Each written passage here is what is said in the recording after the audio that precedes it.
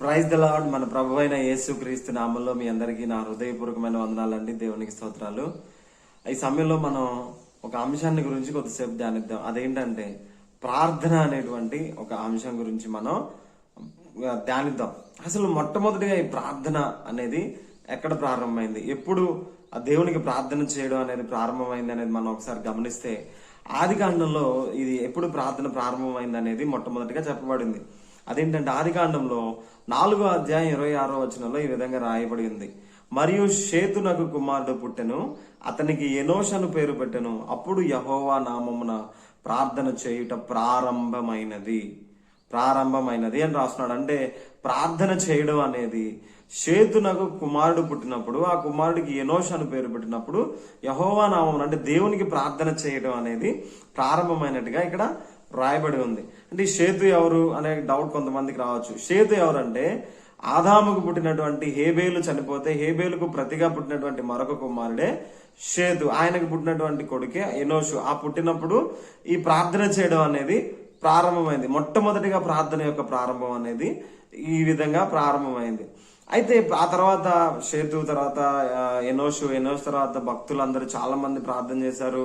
ఆ పాత నిబంధనలో చాలా గొప్ప గొప్ప భక్తులు ప్రార్థన ద్వారా ఎన్నో విషయాలను జయించారు. అబ్రహాం ప్రార్థన చేశాడు, యాకోబు ప్రార్థన చేశాడు, ఇసాకు ప్రార్థన చేశాడు. అదేవిధంగా ఇంకా బలమైన ప్రార్థనలు మనం కొన్ని చూస్తాం. హన్నా ప్రార్థన, ఏలియా ప్రార్థన, ఇంకా దానియేలు ప్రార్థన, ఇలా చాలా మంది ప్రముఖులు చాలా గొప్ప గొప్ప ప్రార్థనలు దేవునికి చేసి గొప్ప గొప్ప విజయాలు సాధించారు. అయితే నేను ఏం చెప్పాలనుకుంటున్నానంటే, నేను ప్రముఖంగా దేవుడు యేసు ప్రభు యొక్క ప్రార్థన, దేవుడై ఉన్నటువంటి యేసు ప్రభు యొక్క ప్రార్థన గురించి నేను కొద్దిసేపు ధ్యానించాలని నా దేవుని నామాన్ని బట్టి నేను ప్రేరేపించబడ్డాను. అయితే యేసు ప్రభు వారు ఈ లోకంలో ఉన్నప్పుడు అనేక సార్లు ప్రార్థన చేసినట్టుగా మనం గమనిస్తాం. ఆయన ఎప్పుడెప్పుడు ప్రార్థన చేశాడు, ఏ విధంగా ప్రార్థన చేశాడు అనేది మనం కొన్ని విషయాలు మనం తెలుసుకుందాం. ఆయన జన సమూహములను పంపివేసి ప్రార్థన చేయుటకు ఏకాంతముగా కొండ ఎక్కిపోయి సాయంకాలం అయినప్పుడు ఒంటరిగా ఉండెను. ఆయన జనాలందరినీ పంపేసి ప్రార్థన చేయడానికి ఏకాంతంగా వెళ్ళాడు. అంటే ప్రార్థన చేయడం కోసం మాత్రమే ఆయన ఒంటరిగా ఆ ప్రార్థన చేయడానికి ఆయన ఒంటరిగా వెళ్ళాడు, ఏకాంతంగా వెళ్ళాడంట. ఏకాంతంగా వెళ్ళి ప్రార్థన చేస్తూ అక్కడే ఆయన ఒంటరిగా ఉన్నాడు, అంటే దేవునితో సమయం గడుపుతా ఉన్నాడు. ఇంకొకటి చూస్తే, అంతటా యేసు వారితో కూడా గెత్సెమనే అనబడిన చోటికి వచ్చి, నేను అక్కడికి వెళ్లి ప్రార్థన చేసి వచ్చే వరకు మీరు ఇక్కడ కూర్చుండు అని శిష్యులతో చెప్పాను. గెత్సెమనే ప్రార్థన మనందరికీ తెలుసు. దేవుడు ఆ విధంగా ఆ గెత్సెమనే తోటికి ప్రార్థనకి శిష్యులను కూడా తీసుకుని వెళ్ళి, మీరు ఇక్కడ కూర్చోండి, నేను వెళ్ళి కొద్దిసేపు ప్రార్థన చేస్తాను అని చెప్పి వెళ్ళి ప్రార్థన చేస్తూ ఉన్నాడు. కొంతమంది శిష్యులు ఎక్కువైనప్పుడు, మన చుట్టూ ఆ ప్రజలు ఎక్కువైనప్పుడు ప్రార్థన చేయడం అనేది మానేస్తూ ఉంటారు. కానీ దేవుడు చూడండి, ఆయన చుట్టూ ఉన్నటువంటి జనాలను పంపివేశాడు. శిష్యులు ఉంటే శిష్యులు కూడా తనతో పాటు తీసుకుని వెళ్ళి కొద్దిసేపు మీరు ఇక్కడ కూర్చోండి అని చెప్పేసి ఆ పైకి వెళ్లి ప్రార్థన, గెత్సెమనే తోటలోనికి వెళ్లి ప్రార్థన చేయడానికి దేవుడు సిద్ధపడ్డాడు. ఆయన పెందలకడనే లేచి ఇంకను చాలా చీకటి ఉండగానే బయలుదేరి అరణ్య ప్రదేశంలోకి వెళ్లి అక్కడ ప్రార్థన చేయించు ఉండెను. ఆయన ఇంకా పెందలకడనే లేచి, అంటే చాలా అర్లీ అవర్స్, జాము మొదటి రోజుల్లోనే లేచి, మొదటి వేళలోనే లేచి ఆయన వెళ్లి అరణ్యంలోకి వెళ్ళి, అంటే ఎడారి ప్రాంతానికి వెళ్ళి, జనాలు ఎవ్వరూ లేనటువంటి ప్రదేశానికి వెళ్ళి, అడవిలోనికి వెళ్ళి ప్రార్థన చేయుచు ఉండెను. చూడండి దేవుడు యేసు ప్రభు ఎలా ప్రార్థన చేస్తున్నాడు. తర్వాత ఆయన వారిని వీడుకొలిపి ప్రార్థన చేయుటకు కొండకు వెళ్ళెను. దేవుడు ఆయన వారిని వీడుకొలిపి, అంటే వీడ్కోలు ఇవ్వడం, అంటే పంపించి వేయడం. అంటే ఆయన చుట్టూ ఎప్పుడు ప్రజలు ఉంటారు, శిష్యులు ఉంటారు కాబట్టి వాళ్ళందరినీ వీడుకొలిపి, వాళ్ళందరికీ టాటా బాయ్ బాయ్, ఇంకా వెళ్ళండి, జాగ్రత్తగా ఇంటికి వెళ్ళండి అని వాళ్ళని పంపించి వేసి, ఆయన మాత్రం రెస్ట్ తీసుకోకుండా, అబ్బా ఇప్పుడు దాకా చెప్పాను అలసిపోయినని విశ్రాంతి తీసుకోకుండా వెంటనే ప్రార్థన చేయడానికి మరలా కొండ ఎక్కి వెళ్ళాడంట. ఇంకా ప్రయాసపడుతూ కొండ ఎక్కి అక్కడికి వెళ్ళి ఏకాంతంగా దేవునితో ప్రార్థన చేస్తూ ఉన్నాడు. చూడండి యేసు ప్రభు ప్రార్థనకి ఎంత ప్రాముఖ్యతని ఇచ్చాడు, ఎంతగా ఆయన ప్రార్థన చేస్తూ ఉన్నాడంటే, ఆయన ఈ ప్రార్థనలు ఇవన్నీ కూడా ఎందుకు చేశాడంటే మనకి ఒక మాదిరి చూపించడానికి, ప్రార్థన యొక్క ప్రాముఖ్యతను మనకు తెలియచెప్పడానికి, ప్రార్థన ఎంత శక్తివంతమైందో మనం తెలుసుకోవడానికి ఈ ప్రార్థన చేసినట్టుగా మనం గమనించవచ్చు. అయితే యేసు ప్రభు వారు ఆయన ప్రార్థన చేయడమే కాకుండా మనల్ని కూడా ప్రార్థన చేయడానికి చెప్తున్నాడు.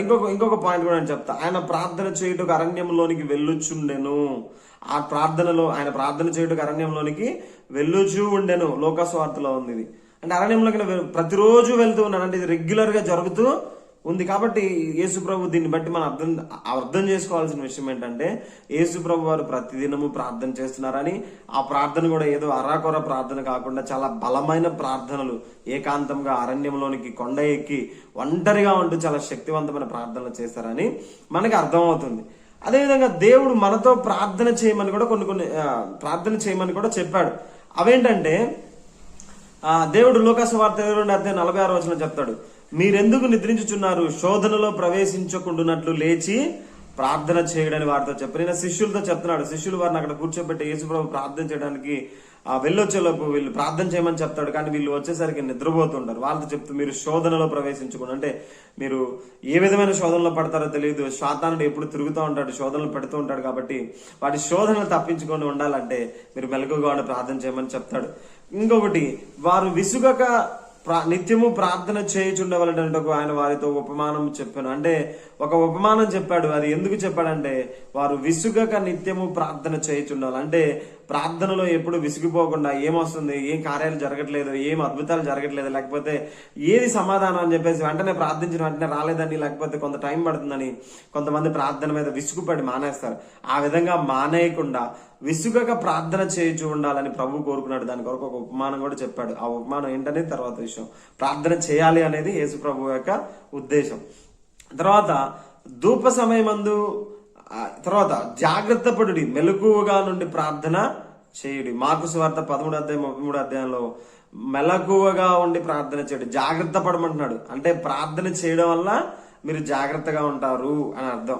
మెలకువగా ఉండి ప్రార్థన చేయడం అంటే ఎక్కువగా నిద్రపోకుండా, నిద్ర మీద ఆసక్తి కలిగి పడుకునే ముందు టకటక త్వరగా నిద్రపోవాలని చెప్పేసి చిన్న ప్రార్థన చేసి పడుకోవడం కాకుండా, ఆ మెలకుగా ఉండమంటే నిద్ర విషయంలోనే కాదు, సాతాను ఎప్పుడు అపవాది క్రియలను పంపుతాడో, ఎప్పుడు శోధనలు పంపిస్తాడో, ఎప్పుడు ఏం చేస్తాడో తెలియదు. కాబట్టి మెలకువగా ఉండండి. వాడి నుంచి మెలకువగా ఉండాలంటే మీరు ఉండలేరు, కాబట్టి ప్రార్థన చేస్తూ ఉండండి. ప్రార్థన చేస్తున్నప్పుడు మీకు అవసరమైనటువంటి ఆత్మీయ మెలకువ మీకు లభిస్తుంది అని చెప్పేసి యేసు ప్రభు వారు ఈ వచనాల్లో ఈ విధంగా చెప్తూ వచ్చారు. ఇంకా ప్రార్థన చేసినప్పుడు మనకి ఏం జరుగుతుంది, అసలు ప్రార్థన ఎందుకు చేయాలి అంటే, ప్రార్థన అనేది మనకు ఒక గొప్ప దైవ శక్తిని మనలోకి నింపుతూ ఉంటుంది. ప్రార్థన చాలా విషయాలను మనకి తెలియజేస్తూ ఉంటుంది. కాబట్టి మీరు ఒక వచనం చూద్దాం, లోకాసు వార్త 21:36 కాబట్టి మీరు జరగబో వాటి నెలను తప్పించుకొని మనుష్య కుమారుని ఎదుట నిలువబడటకు శక్తి గల వారగునట్లు ఎల్లప్పుడూ ప్రార్థన చేయుచు మెలకువగా నుండి. దేవుడు ఏమంటున్నాడంటే, జరగబో వాటి నెలను తప్పించుకొనడానికి, అంటే ఏవేవి శోధనలు వస్తాయో, ఏవేవి అపాయాలు వస్తాయో, ఏవేవి ఇబ్బందులు వస్తాయో, ఏవేవి ఆత్మీయ సంబంధమైనటువంటి సంకటాలు కలుగుతాయో, వాటన్నిటిని తప్పించుకోవడానికి మెలకువగా ఉండి తప్పించుకొని దేవుని కుమారుని ఎదుట నిలువుటకు, ఆయన ఎదుట నిలబడడానికి శక్తి గలవారం అవ్వాలంటే దేవుడు ఏం చేయమంటున్నాడంటే, మెలకువగా ఉండి ప్రార్థన చేయుడి. కాబట్టి యేసు ప్రభు వారు ప్రార్థనకి ఇంతటి ప్రాముఖ్యం ఇచ్చారు.